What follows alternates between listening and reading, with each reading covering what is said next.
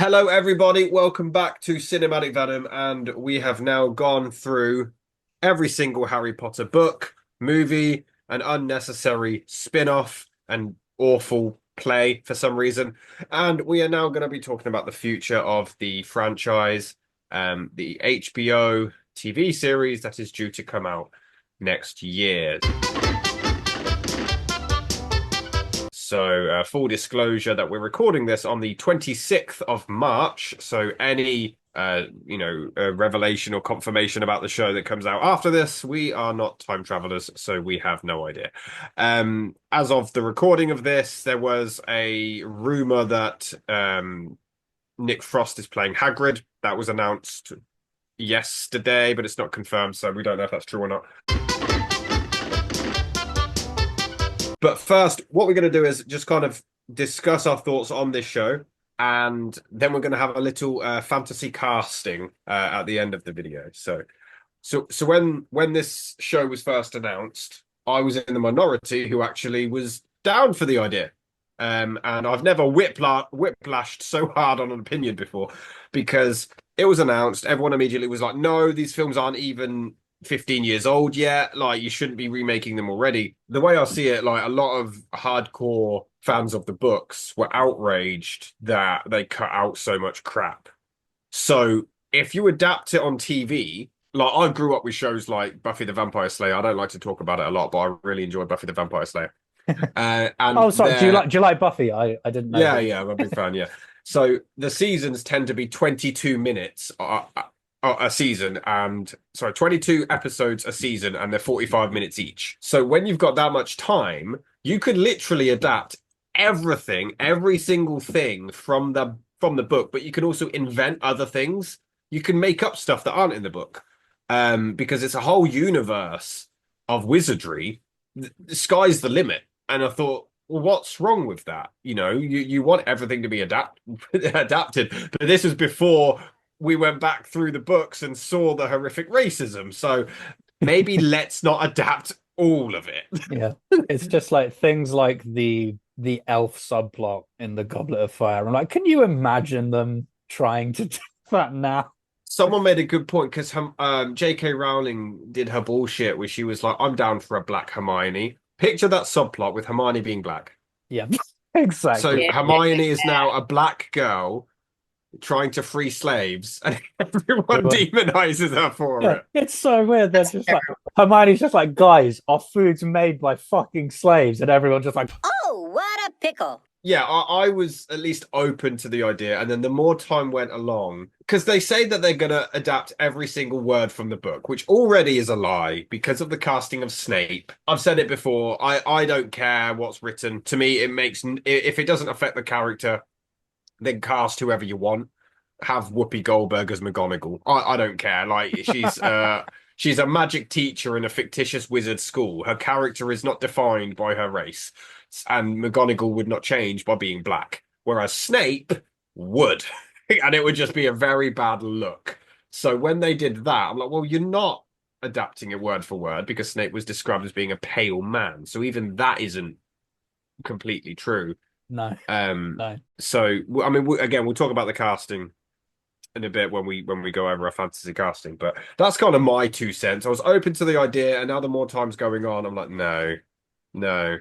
But Yeah. what are your guys' thoughts? I don't Um, like it. no, neither do I. I think we were both because Rob and I we'd both spoken about it. Even before this, like we've exchanged messages, and I've just said like this is a very blatantly obvious cash grab, and they just want to milk the franchise as much as they can. Because Yeah. when you think about it, like you said before, the movies are so iconic that it's like, why are you trying to top that? Like, why are you trying to make a new version that's Weren't inevitably going to be compared to the movies and never in a good way? weren't they the most successful franchise before Marvel exploded? Yeah, for a I, while, the Harry Potter movies were the most successful series of movies ever in terms of box office. So it's like, yeah. God bless the actor who they've cast as Snape. I'm blanking. Papa Asadu is the actor's name. He's a great actor. I've seen him in lots of other things, but like the poor guy, even if he wasn't there wasn't this whole fuff about him being a black man. And incidentally, I don't think a black Snape is a good idea either. But he's always going to be compared to Alan Rickman, and he's never going to be able to live up to that. So I think they're setting themselves up for failure. Yeah. And then also, even recently, they've confirmed a Dumbledore. John Lithgow is going to be Dumbledore. I don't know if anyone has any opinions on that particularly. I've only seen him in small roles, and he's a fine actor. I don't know. I don't really know how I feel about him as Dumbledore personally. I've not seen enough of him. Yeah, I do find it ironic that they were sticking to the same thing as the movies. British actors only, and then inevitably they've had an American as Dumbledore, which suggests to me that every British actor they asked were just like, no, not a fucking chance. I mean, I wouldn't want to do it either if I was asked. Yeah. I think it's also the problem is that when the movies came out, I guess aside from Fantastic Beasts, you were allowed to like J.K. Rowling, and now you're just not. And then when she's taking pot shots at the three lead actors of the films on Twitter because she's the female British Trump, and they're really childish. Like someone asked her, which actors do you find irritating? She'd go, oh, I wonder who. There's three choices. You can guess who. And it was like, sorry, I couldn't resist. Yeah. Like, you are a grown fucking woman. So, yeah, I think no one's going to, especially because JK is directly involved with this. It's not like she sold the rights. She's heavily involved, more so than she was with the movie. So no one's going to want to assign themselves with such a piece of shit. Yeah. I mean, there's also the fact, I mean, on one hand, there's the whole thing of like money. Like, if you give people enough money, they'll throw their morals to the dogs. Like, for $1 million, I'll play Luna. I can see it now. Rob from Cinematic Venom playing Luna Love coming out next year on HBO Max. Hello, Harry. Sounds like Dobby. So, Adeline, you're not on board? Nope. At all. I have not been on board since the very fucking start. I grew to love the franchise over time because one of my family members introduced me to it. I think I was 13, and I only knew the movies at the time. I saw the movies first, and I didn't read the books. I have an attachment to the movies, but like now that I've reread the books, I don't have as much of a fucking attachment to those goddamn books. No. And especially since J.K. Rowling is more involved, not in a million years. Boycott Harry Potter HBO. So, has anyone got anything else they want to add, or should we jump into the casting? I mean, I've got a couple of things, and I don't know how you guys... Yeah, go for it. So there's another thing that I think is hampering the TV series that I don't see a lot of people talking about. So in the past, it used to be you'd get a new season of TV every single year because obviously TV was not nearly as expensive as it is nowadays. Like you would produce, I think I saw something like the first season of Buffy was made for like $30 million, and that was what, 12 episodes or so? Yeah. Which is not a lot of money. Whereas you look at some TV shows that are being made nowadays, let me just pull up some stats. According to the most reliable source of all time, Wikipedia. So the most expensive TV show of all time is the new Lord of the Rings show, Rings of Power, which costs $58 million an episode, which is ludicrous. Didn't they do a Star Wars show as well, and that was canned for the same reason? Just looking at some other things, Stranger Things season 4, $30 million an episode. Andor, which is one of the recent Star Wars shows, $20 million an episode. I can barely afford baked beans, and this studio's like $50 million an episode. What's going on? Isn't The Last of Us on this list? The Last of Us will definitely be somewhere. Yeah, we got The Last of Us, $10 million an episode, and even then, that's not a particularly... Well, it's effects heavy in the sense that there's zombies and like a post-apocalyptic setting, but there's not loads of CGI or anything. Mm-hmm. So it's just like, if they try to do a Harry Potter TV show, I don't know if it's confirmed how many episodes it would be per season.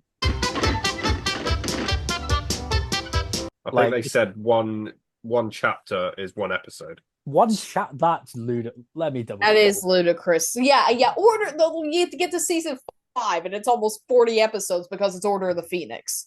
I'm sure that's what I read somewhere. It's one chapter per episode. That is fucking ridiculous. It should not be that many Yeah. episodes. Come on, man. Okay, I mean, looking into it, I can't find anything that definitively says how many episodes it would be. Do you think they're going to do season 7 part 1 and Yeah. season I 7 could part 2? They're gonna fucking do that again. I could see them finding a way to do that. But I mean, like the standard nowadays is most seasons of TV have 8 episodes. Let's say the show costs 20 million an episode because they'll want to have loads of extravagant effects. It's Harry Potter. Like that's $160 million per season.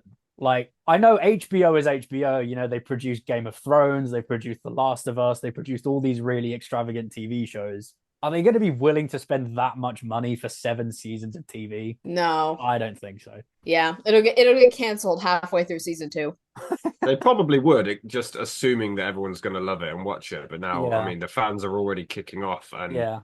I I mean, think even they could, with the guy they've cast as Snape. I know they can't win, but like he could play any other teacher. They could just like put him as someone else, but then people will still kick off about that. So I don't know. I don't know. Yeah.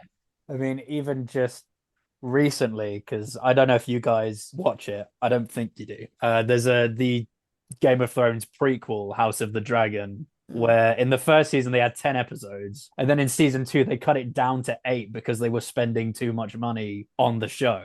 And that's HBO, so it's like they're clearly not willing to spend that much money on an expensive show. So it begs the question: is like, would they be willing to fund the whole Harry Potter saga? I don't know. I can't see them being willing to spend that much money. The other thing is like it used to be that you would get a new season of TV every year. Nowadays, you're usually waiting like at least a couple of years between seasons, especially for big effects heavy shows. Yeah. So it's like by the time you get to season 3 with Prisoner of Azkaban, like the kids will be like 6 years older.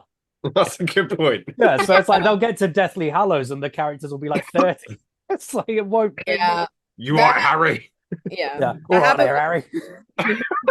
Yeah, that happened with The Handmaid's Tale. With the first 3 seasons, it was each year a season would come out, but then COVID happened, and then season 4 came out a year after that, and then next year was season 5, and now we've had to wait almost 3 years for season 6. Yeah. Like So Jesus fucking Christ. yeah, it's just I can't, it just seems like with the TV landscape nowadays, especially if they want it to be any good, doing a new season of Harry Potter seems like a pointless exercise. It's like these kids are gonna be aging. Like even in the Potter movies, like by film 6, like obviously Daniel Radcliffe, like obviously he didn't look 16 because he was like what 20. He was 20, I think. 20 at that point. So it's like even then they were starting to push it because of the gaps between the movies. Another thing that's concerning me is like, so obviously the movies as they went along had to cut out a lot of stuff, but like the story could still fit like relatively neatly into like a 2.5 2 hour runtime. If you're stretching that out over, let's say like 6 to 8 episodes a year, like what are they going to do with like the gaps in between? Like, are they just going to make up new subplots and just add the runtime out? I think they can make up stuff, like I said, but like you guys are reading the books, and from what I can gather, there's a shit ton of filler that just isn't needed. It's unnecessarily padded, and if they're going to put that in the show, don't you want to know about Sirius's shoe collection? I don't know. It's like in Order of the Phoenix, there's like an entire chapter that is just the group cleaning Sirius's house. Like, is that going to be a whole episode? Is that going to just a bottle episode? Yeah, we're all doing spring cleaning at number 12 Grimmauld Place. It's like previously on Harry Potter, they were cleaning a house. It's like, in the Goblet of Fire season, is like one episode just going to be the Quidditch World Cup? Is then one episode going to be the whole first task? One things that the movies do really well is they're very well paced. Well, for the most part, obviously certain movies do it better than others, but like they're very efficient at like just keeping the plot moving along. Whereas if they're going to stretch it out for a whole season, like it's just the pacing's going to become like lethargic. So I don't know how that's going to work. It won't. Yeah, but I know. Yeah, I mean that more or less sums up my thoughts on the TV show. I actually thought I had a lot more to say about it, but it's more I just don't think it's a very good idea. No, it's not. Okay, so we've just talked about our thoughts on the HBO show. Let's now talk about, seeing as Rob has covered all of the movies, we're going to do our ranking of the movies. However, because we are three individual people, doing three individual rankings would prove to be quite messy because then we'd say, what was your number 8? And then we'd be jumping around all the various movies. It would be difficult to structure the conversation. So the way that I've done it, I asked both Rob and Adeline to message me their rankings individually. So they don't know each other's ranking. I don't think. You shouldn't. I've basically forgotten Rob's ranking. Okay, that's fine. That's good. That works. And So I don't think I know your ranking at all, Dave. Okay. So the way that I've done it is that I've laid out all the rankings and we've used a point system. So essentially, whichever film was ranked last will get 1 point. Whichever film was ranked second last will get 2 points. And then that goes all the way up to 8 points. Can I just quickly, because Adeline hasn't ranked, I'd assume hasn't ranked them Fantastic Beasts. No, She has not. No. I'm going to list mine really quickly, and this is the exact order I gave Dave. So dead last is Fantastic Beasts 3, then it's Fantastic Beasts 1, and then it's Fantastic Beasts 2.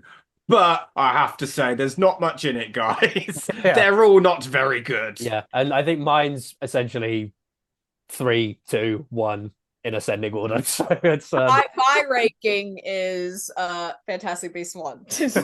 yeah, because Adeline has not seen. She didn't even watch the sequel. She was like, Yeah. that's it. No, I'm done. not even that. I fell asleep for most of the first movie. Yeah. You So lucky bitch.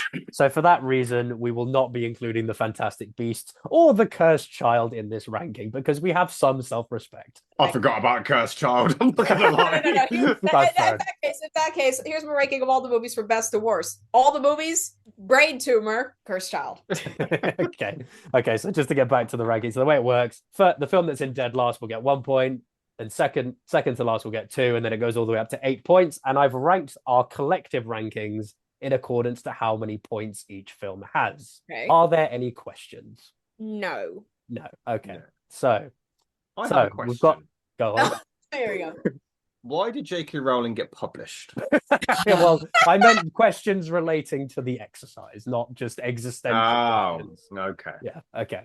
So at the very bottom, 7 and 8 were 1 point apart. So at the very bottom, number 8 in our collective ranking with 5 points is Deathly Hallows Part 1.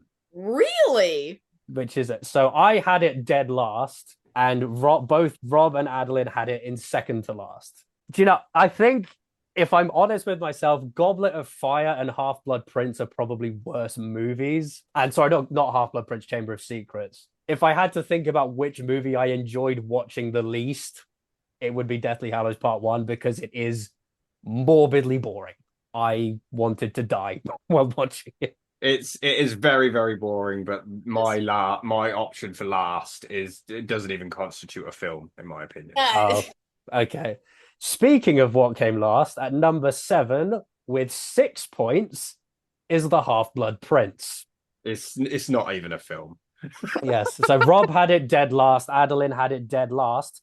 I had it as 5th. So you guys, Fifth. yeah, which I know is controversial. Which obviously it's the worst adaptation, and shit. Yeah, no shit. but I think if you look at it on its own merits, I think there are No. things I like about it. No. I like the cinematography. I like the music. He's good. I do like I like the actors. the acting. I think The is good. catering was probably nice. But and I think certain sequences were done well. I thought Slughorn was done really well. I thought the whole sequence in the cave was done really well. Again, controversial. I liked Michael Gambon very much as Dumbledore. Yeah. But- No, unlike Rob, where he fucking despises it, Yeah. I still enjoyed the movie quite a bit. I gave it a 3.5 out of 5. It's the only one that I actually would say I hate. Like even 7, I'm like, it's not good. But like 6, I fucking hate that movie so Oh, much. dear. So moving on, number 6 with 10 points, which is a bit of a leap, is The Goblet of Fire, Wow. which I had. Where did I put it? I had it second to last. Adeline had it as 4th, and Rob had it as 6th. 4? It's an entertaining What? movie. Is it? It's better than the fucking book. It's better than the book. I think we're all pretty much in agreement that it's not very good. Having I said think that, it's good. I I think. think the movie's good. Oh, okay. I think the climax with Voldemort does a lot of the heavy lifting. Let's be honest. Yeah, I think before that it's okay. Yeah, And then coming that from kind the of person, saves it. coming from the person who 5 years ago fucking adored Goblet of Fire, Dave. I'm talking about you, Dave. That is true. My opinion on Goblet of Fire is ping ponged about 3 times. I hate it when people change their opinion on movies. Yeah, that really doesn't sound like you. Well, so moving on to number 5. Again, this was another close call. I get the feeling Adeline's not going to be very happy about this. With 11 points is The Chamber of Secrets. Rob had it 5th. Oh, Adeline also had it 5th. Never mind. Yeah. I had it as 6th. Yeah, I was gonna say I have it 5th, so I'm not me and Dave disagree, but I saw the extended cut and I actually preferred that version. Yeah, I think the extended. I know it's a controversial opinion. I think the extended edition made the film worse because I think most of the added scenes were scenes that should have been cut and were right to have been cut. But the quiz that Lockhart gave his students was that a crucial scene? It added a lot to the character. Yeah. What's Gilderoy Lockhart's favorite color? Yeah. Well, there are scenes that I think are good scenes in isolation, but they kind of ruin other scenes. So, like the introduction of the Malfoys in Borgin and Burke's rather than in the bookshop. Yeah, I'd agree I think with that scene should have been cut. Not that it's a bad scene, but I think the scene in the bookshop's a much stronger intro for Lucius Malfoy in particular. Yeah. Moving on. Number 4 in our definitive ranking with 14 points is The Philosopher's Stone, which, okay, everyone seems pretty... Sorry, so just remind Adeline what a philosopher is. Okay, shut up! Shut up! Just because I'm American doesn't mean I don't know what a philosopher is. So to compare rankings, I had it as 3rd. I don't know, maybe that's a controversial opinion. Not really. Adeline had it as 6th and Rob had it as 4th. So it's... 6th! Put some respect! I love Philosopher's Stone. I just prefer some movies over it. Yeah. It should be stated that Adeline's lowest film was rated a 7 out of 10. So she likes all the movies, guys. She's a much more positive person than we are. Yes, makes me sick. Yeah. Shut up. Yeah. I think with Philosopher's Stone, the biggest crime of it is that it's not aged very well in terms of like the filmmaking and some of the effects. Like, to clarify, like 6, I think, is shit. 7 and 4, I'd say, are okay. And these are just good, but 3, we're on to the top 3 now. I think these are the ones that I would say are fucking amazing. Speaking of 3s, at number 3, and this irked me slightly when I realized that this was the way it turned out. Number 3, 19 points, is The Prisoner of Azkaban, which it's very good. It is a really good movie. But it's not the best. Yeah, I think there are still problems with the writing that were obviously problems in the book as well, with the time turner in particular, and the Marauders map. Kill Harry, you have to kill us too. They gave it to Hermione in the movie. And that scene. Yeah, just as a comparison. Oh no, never mind. We all had it ranked as 3rd. So yeah. Oh no, never mind. I had it ranked as 2nd. You and Adeline had it as 3rd. Because we're right. Yeah, we're right. Although I already know now that me and Adeline are going to have the top 2 answers flipped. Yes. I think so. Coming in at number 2 with 20 points. Again, there was some close matchups with these. With 20 points at number 2, Deathly Hallows Part 2. Son of a bitch. Excellent. Did you say? Okay, so this is where the individual rankings are going to be. Rob had it as 1st. Adeline had it as 2nd. I had it as 4th. 4? What? Because I think my issue with Deathly Hallows Part 2 is that, like, fucking 4. It's not the way that it's structured, it's very much like the second half of a story.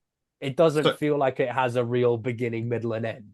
So remember, guys, what I said in the Deathly Hallows book review, that the movie is like catering to ADHD. Dave here, ironically, I don't know how a mystical orb has ADHD, but he was diagnosed with ADHD, and he still doesn't love the boomy zap zap. Well, no, I do enjoy the boomy. And yet, with the movie that we're about to bring up, he fucking loves it. Yeah. So when I watched these, I got to part 5, and it blew my mind. I nutted all over my sofa. And then I'm like, there's no way they're topping that. There's just no way. And even though I'd seen them before, and I got to part 8, part 8's amazing. Yeah.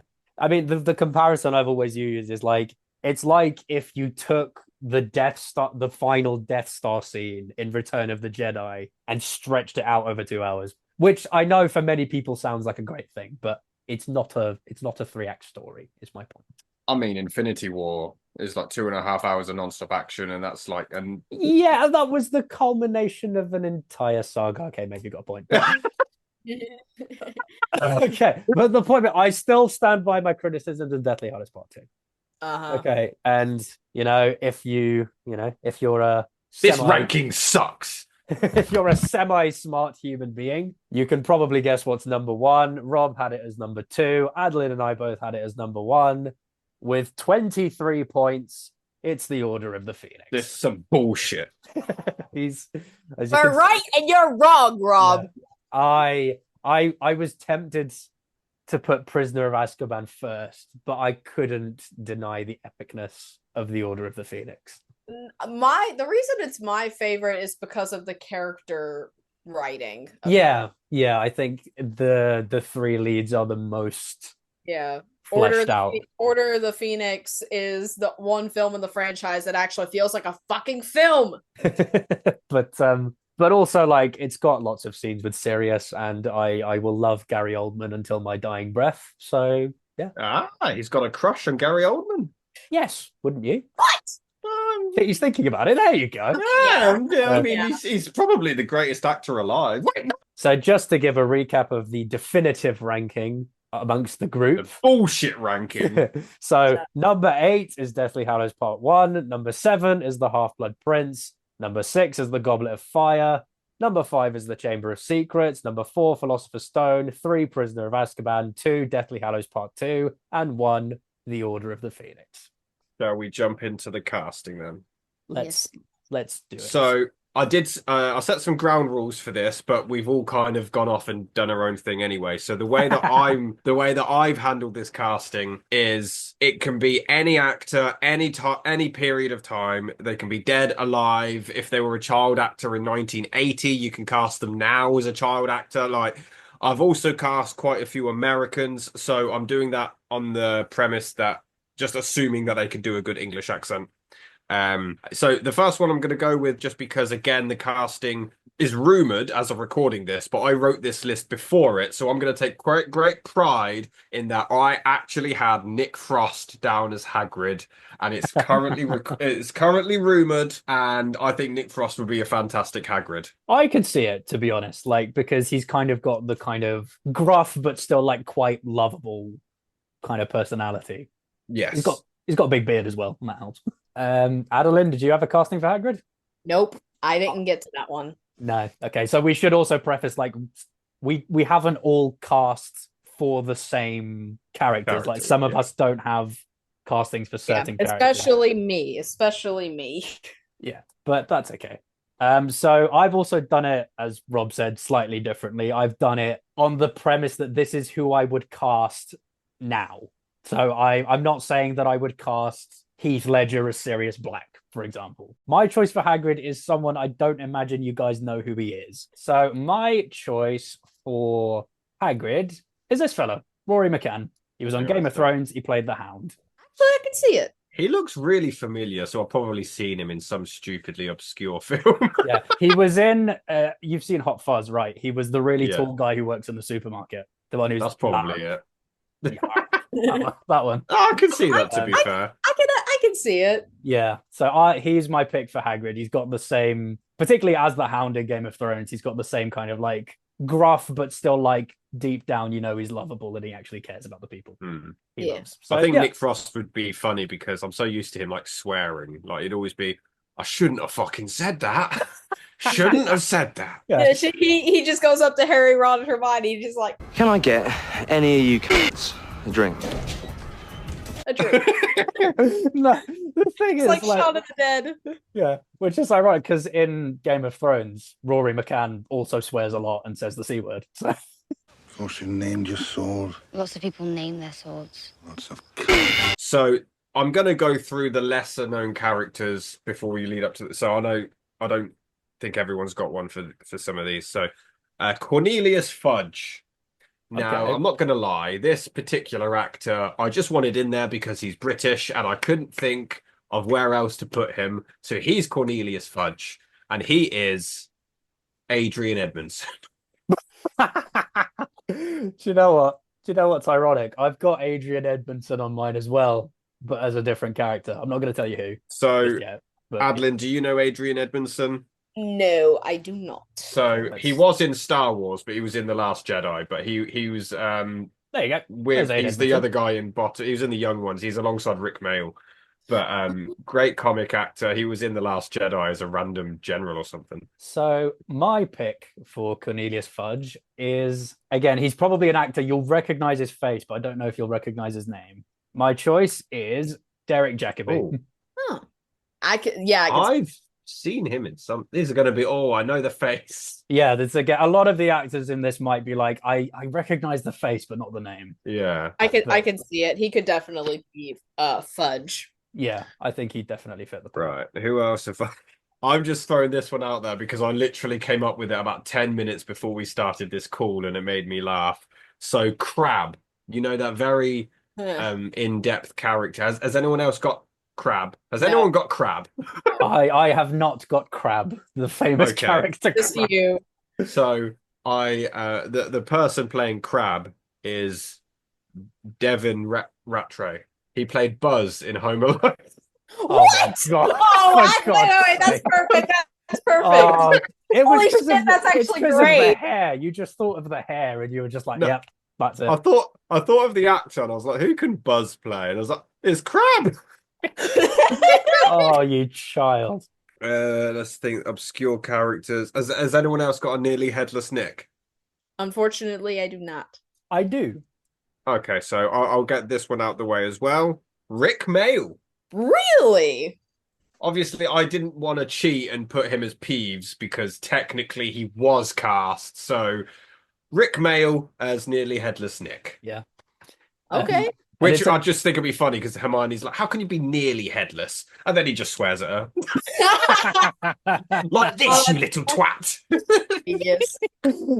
So I'm annoyed that you said him earlier, actually, because my pick for Peas was Adrian Edmondson. Just because I thought, That's fair. because I thought it would be funny to see him, like Rick Mayall's comedy partner, play the part that he was meant to I play. kind of hope they do that, actually. That would be a nice little throwback. Who have you got as Nick, then? So my nearly headless. Oh no, sorry. No. It is my nearly headless Nick. Sorry, I didn't mean as Peeves. I meant he is nearly headless Nick. Oh, I've got Sorry, you. that's Oh, my okay. mistake. Yeah. Have you Okay. got a Peeves, though? I have got a Peeves. My Go on. Peeves is Michael Keaton because of Beetlejuice.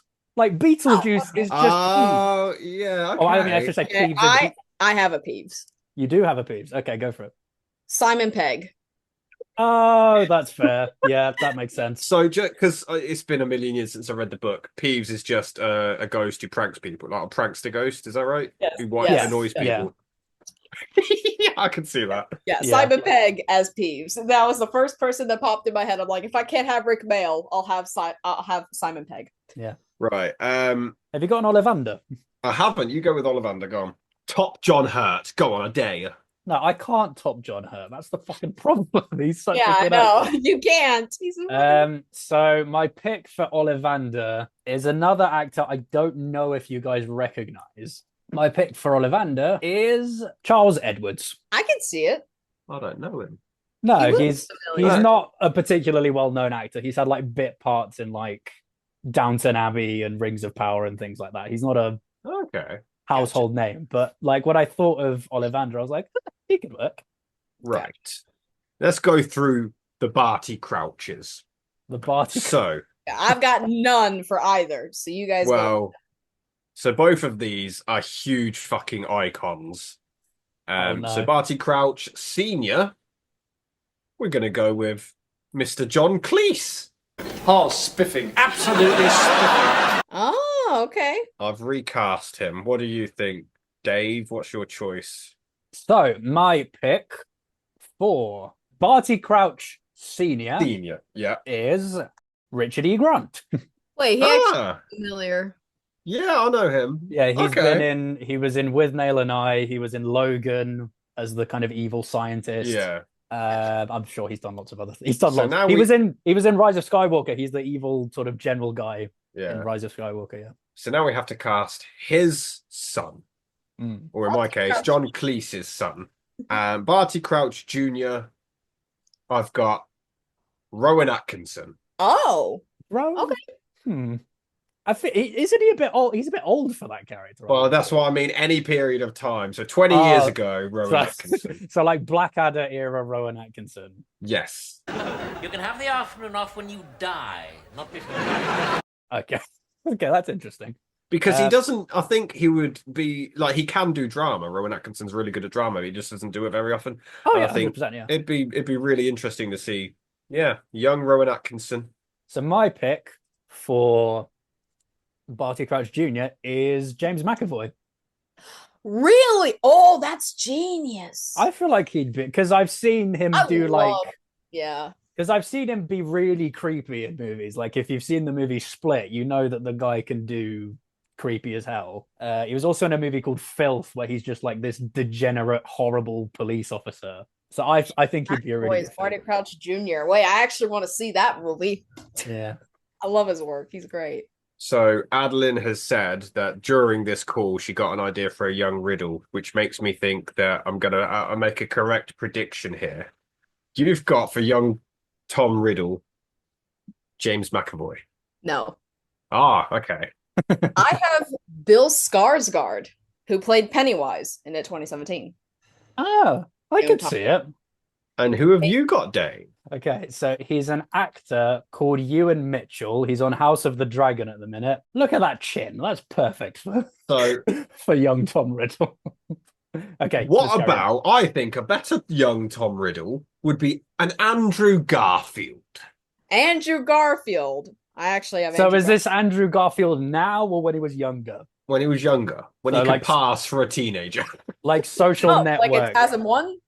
Like Social Network, Andrew Garfield. Yes. Okay. Yeah, I could see that. That's not a bad shout. So this is going to be a weird segue, but it's because I haven't got one for Dobby, but Dave does, and I'm going to predict. I mean, I've already let it slip in the chat. Should we say it on 3? Yeah. Okay, on 3. 1, 2, 3. Andy Serkis. Yeah. When he was, because for our listeners, we were talking about this on a call earlier, and I said that I had a choice for Dobby, and Rob was like, I feel like I know who it is, and I was like, okay. You know me well. Do you have a Dobby, Adeline? Nope, unfortunately. Right. If I'm not mistaken, Andy Serkis actually auditioned for Dobby originally. No, I remember. I'll tell you who I went up for. It was Dobby. Really? It was, and I said, but I'd already got Gollum, and I was like, right, I can't go up for Dobby if I'm. No. Like, people will think I just play small, weird things. Dobby likes me. Dobby's a fucking. Right, what can I go for next? Let's go for Uncle Vernon. I have nobody. And this is the one that I said I think Dave's a fan of him, but I'm unsure if he's going to discard it immediately as ludicrous, or he'd be like, Uncle Vernon.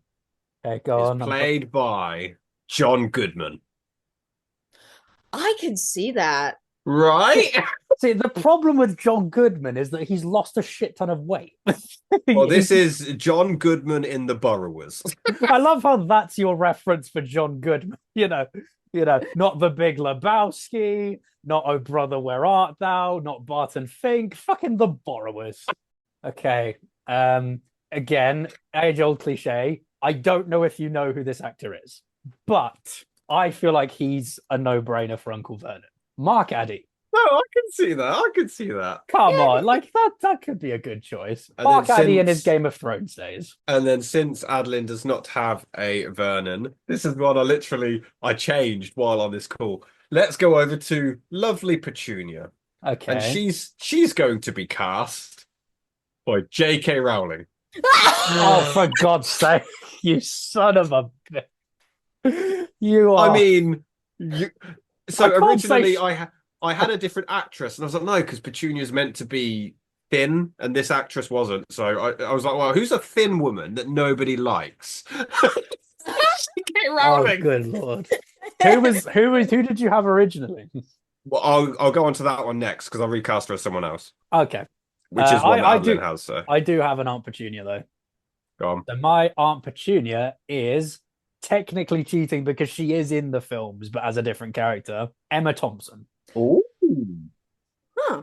You can see that, right? Yeah. They got the same kind of sort of tall but quite skinny. Yeah. I can see it. I think she'd be really good in the deleted scenes as well of the last one, when Petunia has those dramatic moments with Harry. Yeah, I'm still annoyed they cut those out of the film. Yeah. So the other actress that I swapped out is now Umbridge.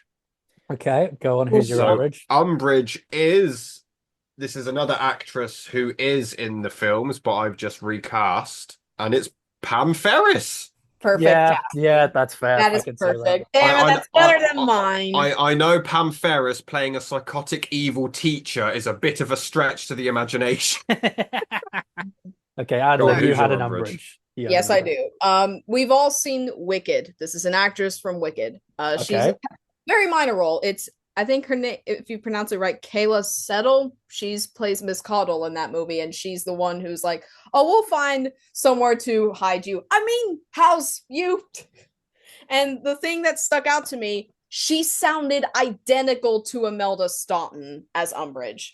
Oh, I can see that. Oh, yeah. I can see that, yeah. Sounded just like Imelda Staunton. Yeah, she's in The Greatest Showman, isn't she? Yes. She's the woman with the beard, yeah. So my pick for Umbridge, do you know who Kristen Scott Thomas is? It rings a bell.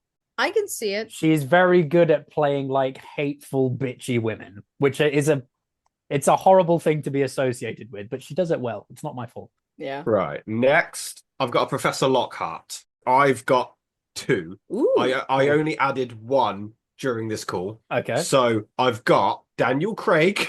Okay. I can see it. Or I think the superior Lockhart, because I see this person as being a more entertaining and convincing smug dickhead, is James McAvoy.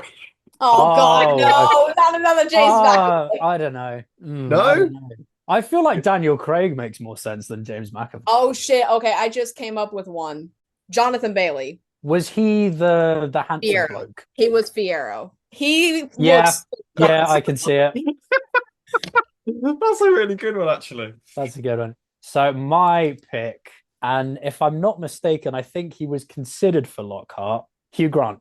Yes. Yeah. Actually, I think that would probably be the best one. Hugh Grant's amazing in everything. Yeah. Like, well, no, he's good at being like a smug dickhead who thinks he knows everything. Mhm. Yeah. And that is just Lockhart. We are getting now to the main characters. So, well, I'm going to throw in Mad Eye Moody. We haven't covered them yet. I don't have one. I have two for Mad Eye. This is the only one I've got two for because I was really indecisive. So this one, I don't know. I don't know how you're going to feel about this. I see it. Robin Williams.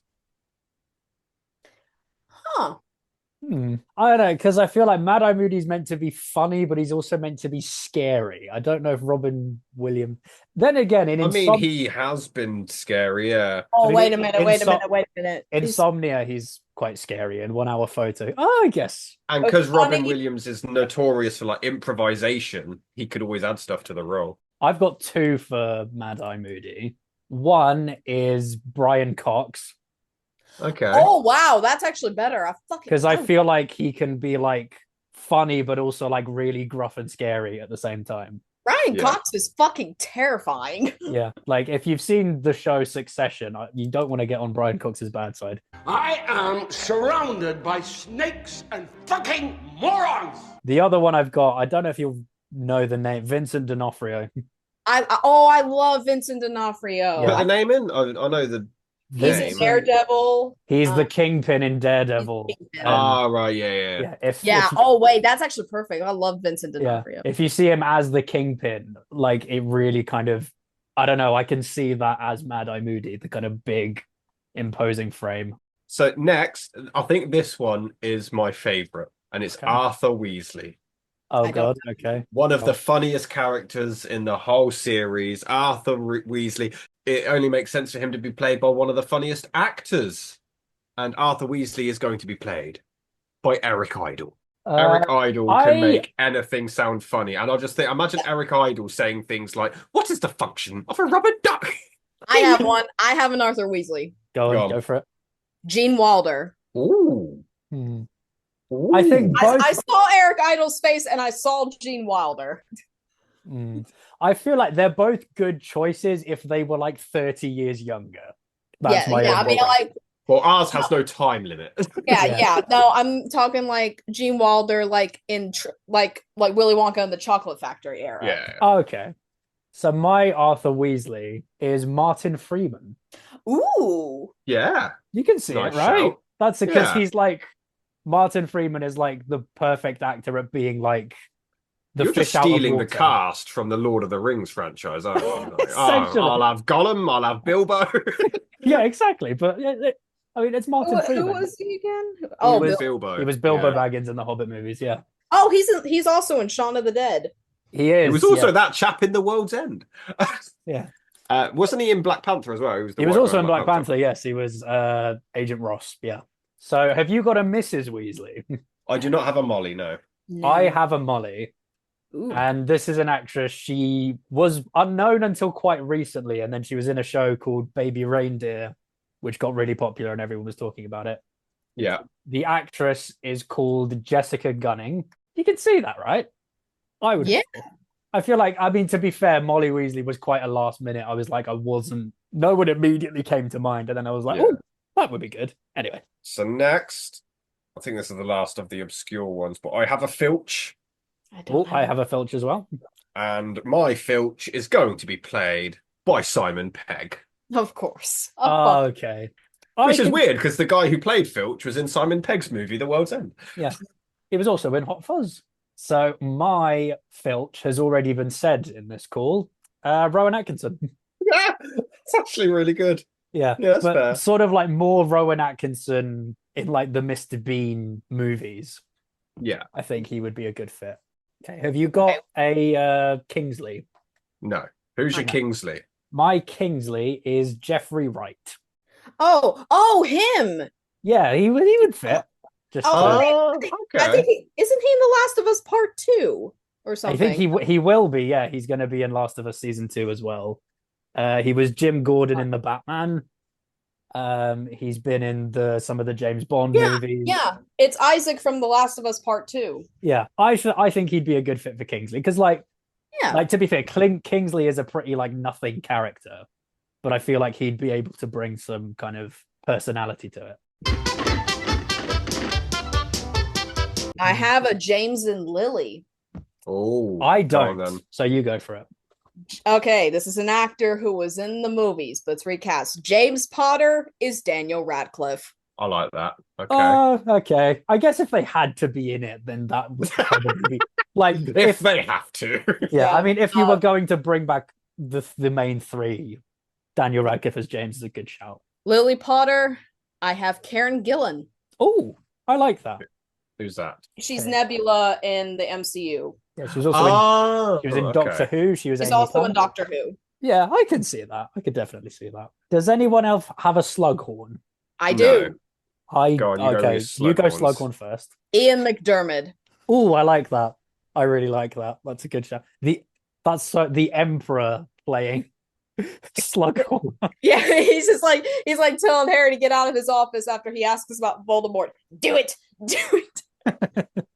So my Slughorn, he's associated with the Potter franchise, but he was never in any of the movies. Is Stephen Fry. Ooh, bugger me with a fish fork. I don't think you guys have a Neville, right? I don't have a Neville. No. I mean, you guys might not even be familiar, but I'd have Neville played by Will Friedle, who played Eric Matthews in Boy Meets World. Oh, yeah, I can see it. I could see it. So, because obviously Neville gets picked on, and the whole arc of his character in Boy Meets World is he's a moron who gets bullied by everyone. Everyone makes fun of him, but he's also really good at drama. Hold on. Okay, I got two picks for Neville, but I think this first option You're gonna be like, "A fucking course she picked this one for." This is it. This actor in his younger years, Tobey Maguire, How young are we? Is this pre-Spider-Man? pre-Spider-Man, pre-Spider-Man. And if it were like season 7, like Deathly Hallows Part 2, then it would be like Spider-Man era Tobey Maguire. But yeah, Okay. Now, I get the feeling Dave's going to hate this one, but I have a Sirius Black. Okay, go on. Give us a And serious. this Sirius Black. Now, I know this actor can do an English accent. Sirius Black is played by Johnny Depp. oh no. That wasn't who I was thinking of, but that's equally bad. Johnny Depp? What's Johnny Depp's? I don't know. Is serious? No. Maybe. I I mean, don't see it. I don't Is this pre-Jack Sparrow or post-Jack Sparrow? Let's see. I think I'd say early to Secret Window, Johnny Depp. I was gonna say Secret Window. Yeah. I was literally going to say Secret Window. Okay. No, when I think if I ever thought of Johnny Depp as Sirius Black, I would be thinking of him in Sleepy Hollow. Okay, my serious. He's an actor who stole many people's hearts as the beloved Jon Snow in Game of Thrones. Oh God, not another Game of Thrones one. It's Kit Harington. I can see that though. He Ooh. looks like a Sirius. He's hot. That's not the first thing I had in mind, but sure. Yeah. Adlin, do you have a Sirius? I do not.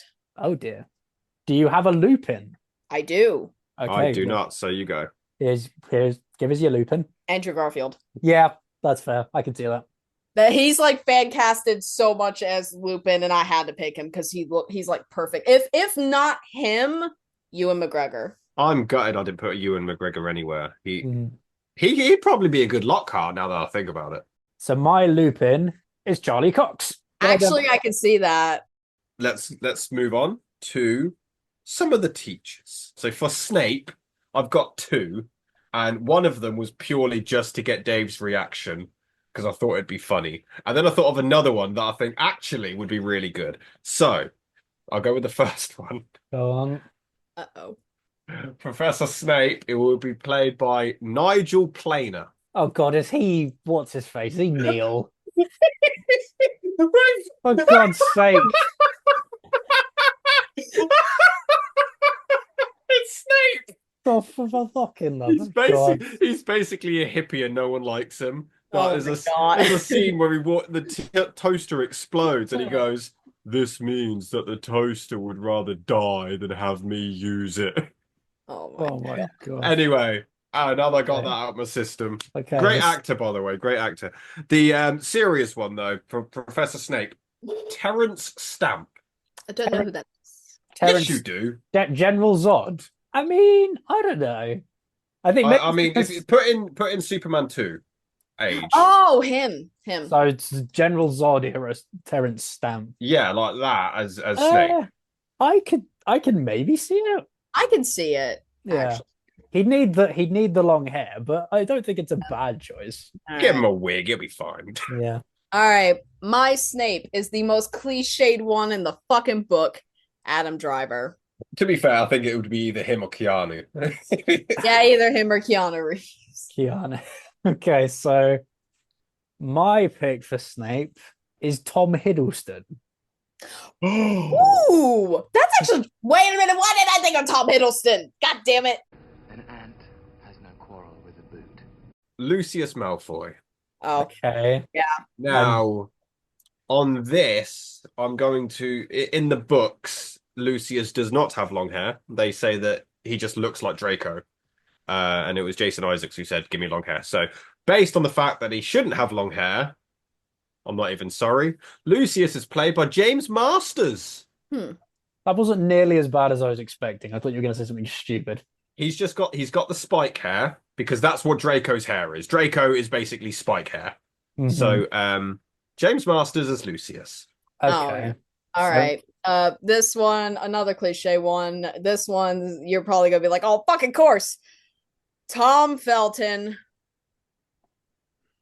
I don't know. I mean, Make his hair a brighter blonde, yeah.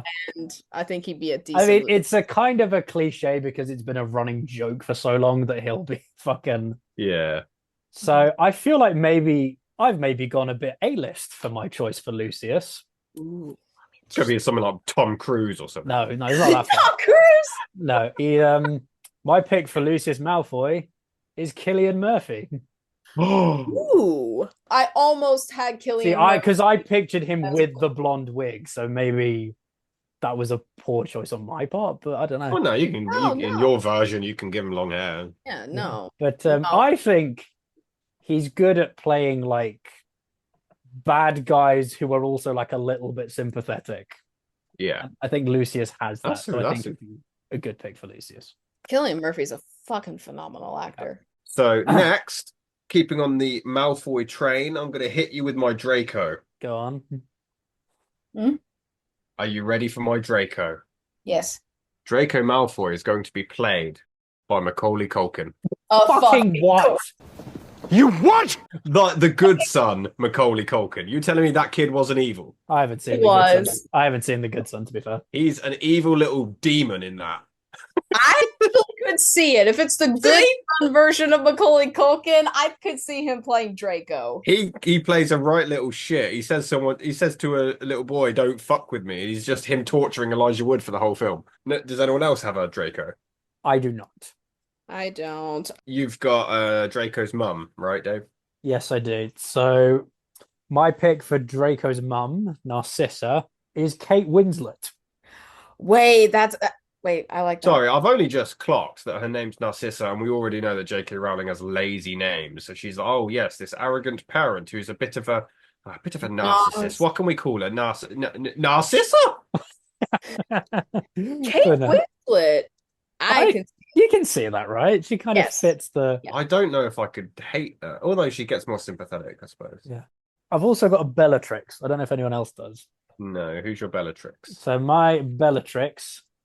Again, I know I'm stealing actors from the same 3 shows. It's another Game of Thrones actor, but course it is. But if you've seen Game of Thrones, you know that this actress can be an evil, nasty person. So my pick for Bellatrix is Lena Headey, who played Cersei in Game of Thrones. I can see it. I think I've seen her in something as well. When she's evil, she is awful. As in, like, great performance, but she can be an awful, awful human being. And I think she'd nail it. So I thought of a Molly Weasley, and I don't know if you want to put this in the recording or edit it earlier. I'll shuffle it round and stuff. Yeah. Okay. So a Molly Weasley that I've just thought of during this call, and I'll be honest, it's just because she's got the red hair already. Alison Hannigan. And then I thought, you know what? Actually, I think she could be quite lovely towards Harry. It's also Mrs. Weasley in the books. Like, she is like downright kind of way more nasty than she ever was in the films. Well, I'm adapting based on the films, and Alison Hannigan is a delight. I can see it. I would just call her Willow the whole time, but still. So you guys have a bunch that I don't. Well, Adeline has a Ginny. Go on. I have a Ginny. I think this she's in this show called, I think it's Anne with an E. It's Amy Beth McNulty. The name rings a bell. She's an Irish actress. Yeah, I can see that. I can see her as Ginny. I have a Percy. Yeah. Okay. Rob, shut up! Not that Percy. I got a Percy Weasley, and Rob is going to love this one because he fucking adores this actor. I'm bracing myself. Seth Green.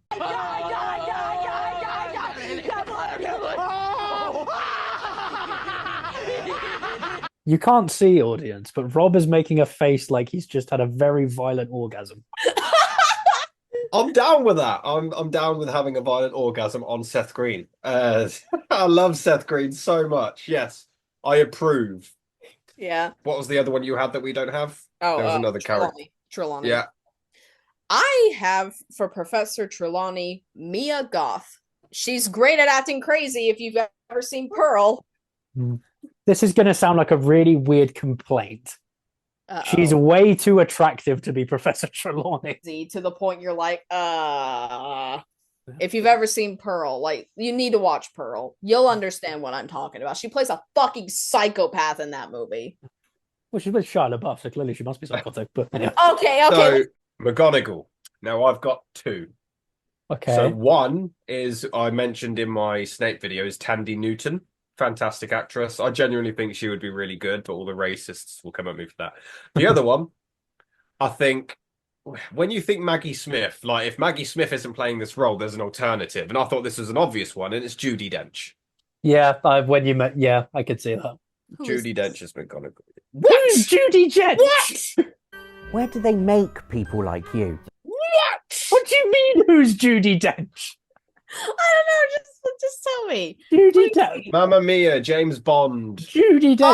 Oh, The legend Judi Dench. okay. I just didn't know. Calm the fuck down. No, Judi Dench is a national treasure over here, and we shall not have her name slandered. I was positive that Dave was going to have the same because I thought it was such an obvious choice, and apparently you don't. I don't have Judi Dench. I think it's because when you think of like old English actresses, you're like, Judi Dench, Maggie Smith, Helen Mirren. You know, it's not very interesting. Yeah. So my choice, who's another one you might not recognize the name, but you'll recognize the face. They're not in Game of Thrones for once. Is Charlotte Rampling. Ooh. She looks familiar. Again, everybody does. Yeah, I mean, she was in the Dune movies. I don't know much else of her work beyond that, unfortunately, but I think she's a really good actress. All right. And who have you got, Adeline? All right. Unlike you two, I did not pick a white woman. What? You're not allowed to race swap. Even though I'll do it in the next one, but shh. Yes, this is another actor from Wicked, another one, but she's also in a lot of other movies. Michelle Yeoh. Oh, okay. I like that. I don't know. She's also in Everything Everywhere All at Once. She has a severe face. She has like a severe facial expression. She looks like she could be stern, like McGonagall. Yeah, I can see that. That'd be quite good. Yeah. She reminds me of like a really strict maths teacher. I don't know why. Yeah. Right.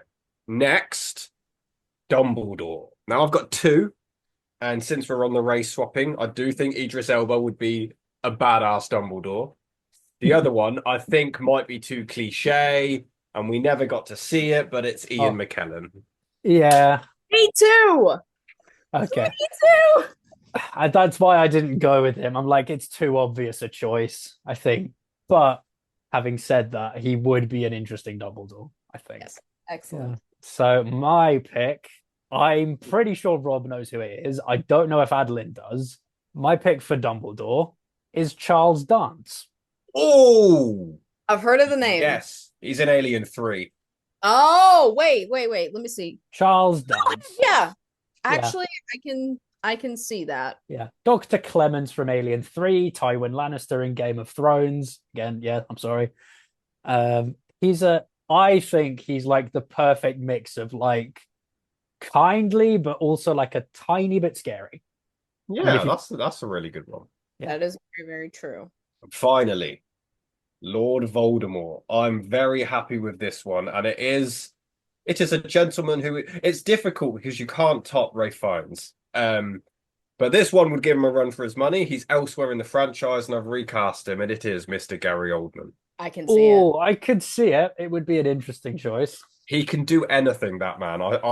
He's becoming one of my favorite actors. He's fucking insane at what he can do. I mean, he's played so many villains, so I feel like he's got that down to a T. Yeah. I think had he not been serious, he would have been an interesting Voldemort. Everyone! For me, I almost had Cillian Murphy as Voldemort. Almost. Okay. Almost. There is an actor that I actually think could top Ralph Fiennes because he's actually scarier than him. It's his brother, Joseph Fiennes. Oh, as in because of Handmaid's Tale. Yes, because of The Handmaid's Tale. I think he's even scarier than Ralph Fiennes. He's handsome, but fucking terrifying. If you look at his goddamn face. Oh, hello. Well, he's a particular kind of scary, like sort of Ralph Fiennes Voldemort is over the top scary, whereas this guy would just be like, you're just like, ugh. Anyway, Dave, who have you got as okay, so my dark Voldemort. So I'm fully aware he would never in a million years play the character. Oh, it's going to be something so stupid. Samuel Jackson or It's something. not going to be Samuel L. Jackson. That would be hilarious, but it's not Samuel L. Jackson. But You want to play with wands, motherfucker? Avada Kedavra, motherfucker. He has to say motherfucker and every fucking damn that thing. would be hilarious.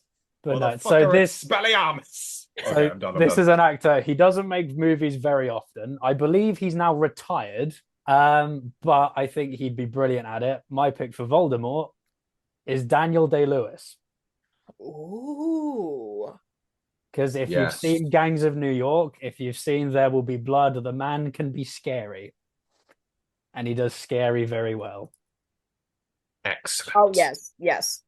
I can see it. I've only seen one of his films, actually, which was Lincoln, which is one of the most amazing performances I've ever seen. So I could see it pulling off something. Yeah, I know of him because I've heard he's so good in Lincoln. I need to see that movie. Yeah. Right, Adlin, go on. What's your Fred and George? You. I'll take that. If you had hair. If you had hair. Yeah. Honestly, you call me my mother. All right. Right, so my Fred and George, the reason I have to discuss Ron is because they're actual brothers in real life. So Fred and George, I have been played as just one person because they did it in The Social Network. They can make magic work. And it is a bit out there, but Fred and George are being played by Fred Savage. Remind me which one he is. He was in The Wonder Years. He was the mole guy in Austin Powers. Molly, Molly, Molly. Oh, okay. And Who then, was the kid in The Princess Bride? Is that Ben Savage? No, that's Fred. Oh, that is Fred. Okay. Cool. Yeah. And then I was going to have Ron played by Ben Savage because I grew up watching Boy Meets World. Ben Savage is really good at the humor, so he'd be really funny. I mean, he's American, but if he could do the accent, bloody hell, and all of that, which is now my second actor from Boy Meets World on this, so I'm just as bad as you. But that is my Ron. You've not abused half the Game of Thrones cast, so who's your Ron? I have Kit Connor as Ron Weasley. If you've ever seen Heartstopper, I think he's one of the main characters. I haven't seen the show, but yeah. You haven't got a Ron, do you? I do not. Final two. So yeah, these two Adeline's gonna love, and I'm not gonna lie, I struggled with Hermione. I actually nearly went for the actress who plays Topanga in Boy Meets World. I was like, no, let's stay away from that show. Hermione, give it a chance. Just think about it for a second. Me. Hermione being played. If you've seen her work when she was a kid, Danielle Harris. Okay, I can see it. God damn. In fact, she was also on Boy Meets World. Yeah, so this quest to avoid the Boy Meets World cast has just failed spectacularly. Really. She was only in one episode, but yeah, Danielle Harris in because she was in Free Willy, so that kind of that kind of age. My Hermione. This is an actress that I do not know at all. I just picked her at random because there's a picture of her when she was like a little kid, and she literally had Hermione's buck teeth. Una Lawrence. Okay. That first picture. Oh, is that the one you're thinking of? That's the one I saw, and I'm like, okay, that's Hermione. Yeah, that's fair. That's a fair choice, yeah. And finally, Harry. Mr. Harry Potter. Mr. Harry James Potter, the cupboard under the stairs at number 4 Privet Drive. Who have you got, Rob? Well, it's weird because we've mentioned actors that are affiliated with this gentleman throughout this call. Yes. Harry Potter is being played by Tom Holland. I can see it. So obviously, this is taking account the fact that he's almost 30 now. No, this is Tom Holland 20 years ago. 20 years ago, he'd have been an infant. That is true. When he was the correct age to play it, Tom Holland would have been an awesome Harry Potter. Okay, that's fair. I can see that. That's definitely not bad. All right. For Mr. Harry James Potter, I have Jaden Martell. Was he the one from It? Yes. Yeah, so you did get one of the actors. You just lied to me. Just you take one look at him and you're like, okay, he could be a Harry Potter.